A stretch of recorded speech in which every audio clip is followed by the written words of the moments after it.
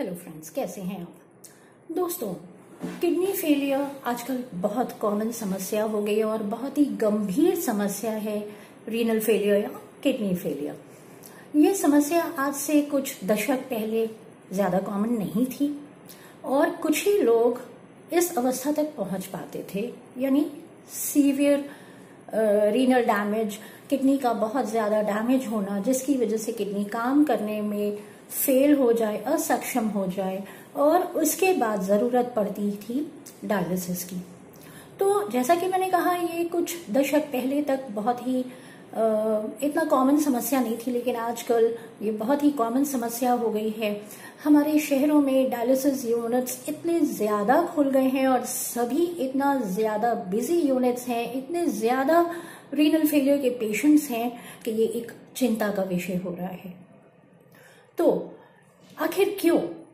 आपके मन में भी शायद कभी ये सवाल उठा होगा कि इतना ज्यादा किडनी फेलियर, रीनल फेलियर क्यों कॉमन है।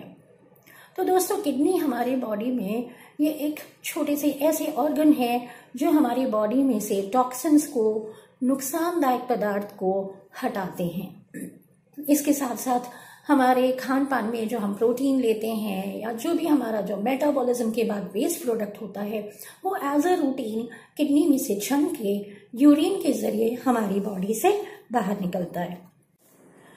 किडनीज ऐसे सॉलिड, ऐसे स्ट्रॉन्ग दो ऑर्गन्स हैं, दो किडनी होती है हमारी बॉडी में और ये इतना काफी स्ट्रॉन्ग ऑर्गन है। मैं ऐसा इसलिए कह रही हूं क्योंकि जब तक 70 से 80% किडनी खराब नहीं हो जाती है तब तक वो काम करने के लिए केपेबल होती है, वो अपना काम कर सकती है और बॉडी में से टॉक्सिन्स को, विषाक्त पदार्थ को निकाल सकती है। यानी अगर 80% से ज्यादा किडनी खराब हो जाए तब पेशेंट को डायलिसिस की जरूरत होती है। तो ऐसा क्यों हो रहा है? किडनी फेलियर इतना कॉमन क्यों हो रहा है? तो मोस्ट कॉमन है हमारे वातावरण में कुछ ऐसे विषाक्त पदार्थ जो खान पान के जरिए या हवा के जरिए हमारी बॉडी में जा रहे हैं, तो हमारी किडनी पे ओवरलोड हो रहा है जिसकी वजह से किडनी फेलियर के केसेस कॉमन हो रहे हैं। दूसरा कारण है डायबिटीज और ब्लड प्रेशर। ये दो ऐसी बीमारियां हैं कि जब ये पुरानी हो जाती हैं, 5 साल, 8 साल, 10 साल, अगर ये बीमारी से कोई व्यक्ति ग्रसित है तो ऐसे में उसकी ब्लड वेसल्स में डैमेज होने लगता है और हमारे किडनी की जो ब्लड वेसल्स हैं, जब उनमें डैमेज होता है तो किडनी फिल्टरेट नहीं कर पाती है या पूरी तरह से जो उसको शरीर से बाहर निकालना है उन चीजों को वो पूरी तरह से फिल्टर आउट नहीं कर पाती, शरीर से बाहर नहीं निकाल पाती है। तीसरी चीज है कुछ हल्की फुल्की समस्याएं, यानी कि नॉट सो सीरियस वाली जो समस्याएं हैं, जैसे किडनी में इन्फेक्शन होना, यूरिन में इन्फेक्शन हो रहा, यूरिनरी ब्लैडर में इन्फेक्शन होना, किडनी स्टोन होना। ये समस्याएं ऐसी हैं कि अगर हम इनको नेग्लेक्ट करते हैं या किडनी के टिश्यू में जैसे नेफ्राइटिस, पाइलोनेफ्राइटिस, ये इन्फेक्शंस किडनी में हो जाते हैं, सूजन हो जाती है, तो समय रहते इनको नजरअंदाज ना करें और इनका इलाज करवाएं एक योग्य डॉक्टर से। आप इसको नेग्लेक्ट अगर करते हैं तो ये समस्या धीरे धीरे करके किडनी को नुकसान पहुंचाती है और किडनी टिश्यू डैमेज होते होते होते एक समय ऐसा आता है कि किडनी फेलियर में चला जाता है पेशेंट। किडनी फेलियर में जाने के बाद सिर्फ डायलिसिस एकमात्र एक ऐसा उपाय है और उस व्यक्ति को अपनी जरूरत के हिसाब से डॉक्टर्स डिसाइड करते हैं, हफ्ते में 2 बार, 3 बार या 1 बार उसको डायलिसिस करवाना पड़ता है और जब तक वो जिंदा रहता है या जब तक उसका इलाज चल रहा है तब तक उसको डायलिसिस के लिए जाना पड़ता है। तो डायलिसिस इज कि जो किडनी हमारे अंदर बॉडी में कर रही थी वही सेम फिल्ट्रेशन का प्रोसेस हम आर्टिफिशियली कर रहे हैं। ये डैमेज होने के पहले आप क्या करें कि ऐसी समस्या ना आए और आप किडनी फेलियर से खुद को या अपने नियर एंड डियर वंस को बचा सकें।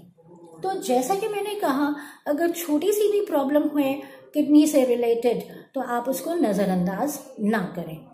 तो कैसे जानेंगे आप? कि आपकी किडनी में कोई प्रॉब्लम तो नहीं हो रही है। कॉमनली अगर स्टोन है किडनी में या पूरे यूरिनरी पैसेज में कहीं पे भी स्टोन है तो पेशेंट को दर्द होता है।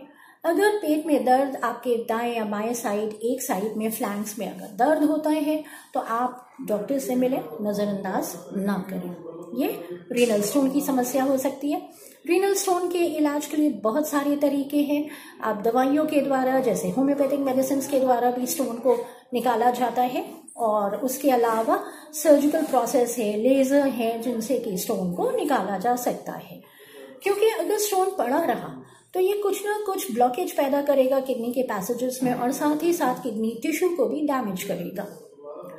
दूसरी चीज, अगर इन्फेक्शन है तो भी आपको, जहां पे इन्फेक्शन है, सपोज अगर किडनी में इन्फेक्शन है तो किडनी रीजन में आपको पेन होगा। अगर यूरिनरी ब्लैडर में या यूरिथ्रा में आपको इन्फेक्शन है तो आपको यूरिन के समय जलन होगी, बहुत सीवियर जलन भी हो सकती है, यूरिन कम पास आउट होगा एंड पेन हो सकता है लोअर एब्डोमेन में। तो अगर ऐसी समस्या है किसी को तो बिल्कुल नजरअंदाज ना करें, ये दवा के द्वारा ठीक हो सकती है। तो अपनी समस्या को और ज्यादा बढ़ने से पहले आप इसको ठीक करवाएं डॉक्टर से मिलके।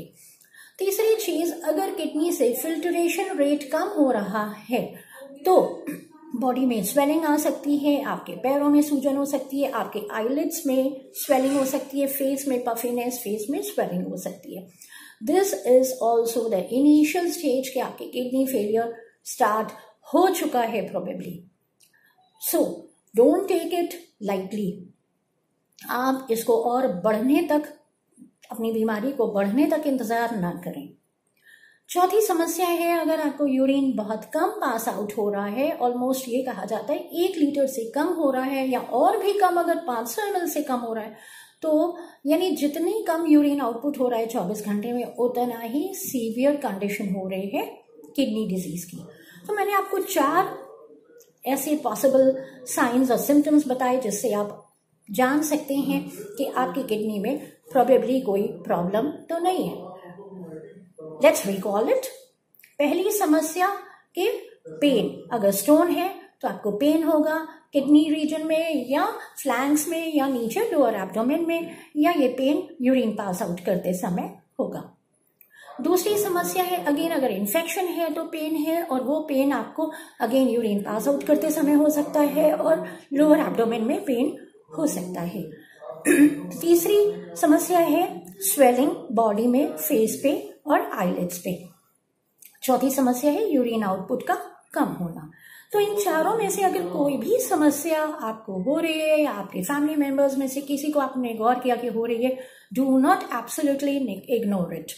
आप एक ब्लड टेस्ट करवा सकते हैं, किडनी फंक्शन टेस्ट करवा सकते हैं, और उस रिपोर्ट्स के साथ में आप अपने डॉक्टर से, फैमिली फिजिशियन से मिले, या एक यूरोलॉजिस्ट से मिले, या जिन चीजों को आप होम्योपैथिक मेडिसिन से भी ठीक कर सकते हैं, आप किसी भी योग्य होम्योपैथिक फिजिशियन से मिले, ताकि समय रहते आप अपनी बीमारी को कंट्रोल कर लें, सीवियर किडनी डैमेज होने से बचा लें। फिर आप और क्या सावधानी रखें?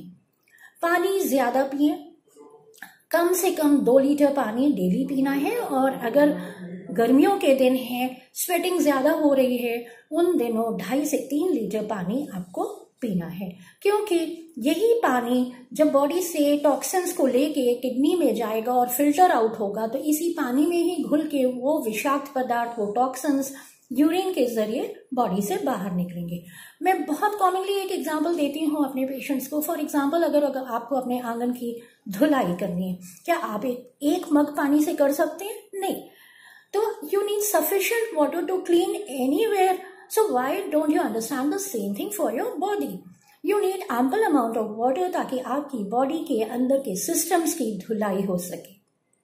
तो पानी ज्यादा पिए, फ्रूट्स और वेजिटेबल्स पे ज्यादा ध्यान दें, खासतौर से गर्मियों में सेक्युलेंट फ्रूट्स, यानी जो पानी जिनमें ज्यादा होता है, मिनरल ज्यादा होते हैं, ऐसे खानों को, ऐसे फ्रूट्स को आप ज्यादा लें।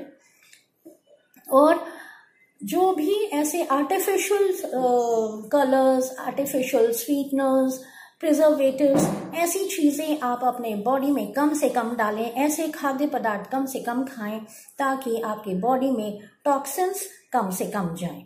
इनकी मात्रा आपके बॉडी में एक मिनिमम लेवल पे आप रख सकते हैं, ये चूज करते हुए कि आपको क्या खाना चाहिए और क्या नहीं। आपकी सेहत आपके हाथ में है। मुझे लगता है ये जानकारी आपके लिए बहुत ही यूजफुल रही होगी, और आपने अगर अभी तक मेरे चैनल को सब्सक्राइब नहीं किया है तो प्लीज डू सब्सक्राइब और नोटिफिकेशंस आइकन को ऑन कर लें ताकि आपको मेरे आने वाले वीडियोस की नोटिफिकेशन मिलती रहे। मेरी जानकारी क्योंकि सेहत से रिलेटेड है, मेरे वीडियोस को आप ज्यादा से ज्यादा लोगों तक शेयर करें ताकि ज्यादा से ज्यादा लोगों को इसका फायदा मिल सके। So that's all for today. Thank you, take care, have a good day, नमस्ते।